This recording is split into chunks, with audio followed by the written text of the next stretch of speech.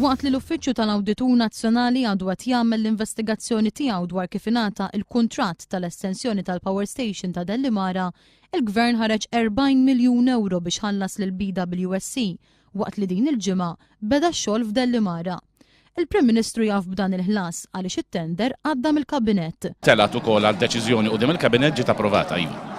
L-awditur qed jinvestiga jekk kienx hemm abbuż floti ta' dan it-tender li jekk ikun annullat, il-Gvern Malti sejjaħ il-multa ta' 300 miljun euro. Il-Prim Ministru tal-Go Ahead, għax ma naħsibx li tista' tiffirma kuntratt bħal dak nhar il-Go Ahead tal-Prim Ministru. Il-Prim Ministru tal-Go Ahead biex waqt li faqqed il-kwistjoni kollha jiġi iffirmat il-kuntratt. U llum jgħidulna illi diġà ħallsu 39 miljun minnhom, qed jgħidulna li jista' jiġi jiswa aktar, u qed jgħidulna li jekk inħassruh ħaneħlu penali ta' 300 miljun. Jgħidulna naqra min qed jinnegozjahom dan l-affarijiet għax ħanżommuh responsabbli li min qed jagħmel dak l-iswijiet.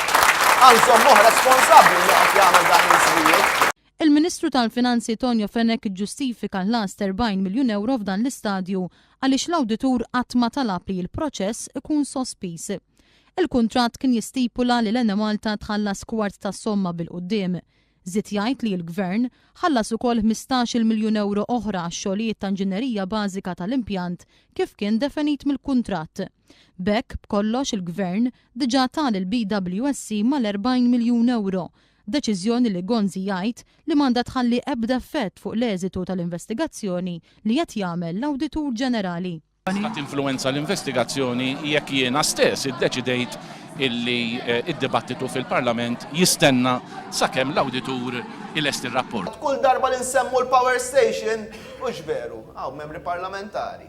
Kull darba li nsemmu l-Power Station fil-Parlament ma tistgħux titkellmu nistennew l-awditur.